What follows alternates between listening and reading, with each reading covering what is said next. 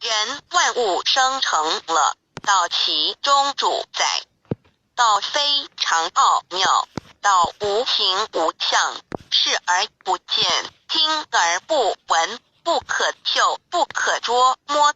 道超出了人们的想象力而不思议，亦不可言说，一切皆是道所为。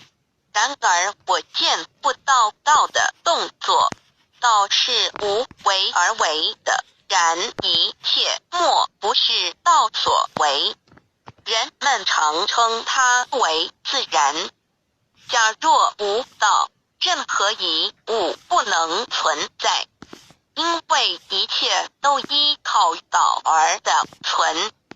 道上帝，我们之灵性是上帝所赐，我们是上帝之儿女，上帝是我们之天。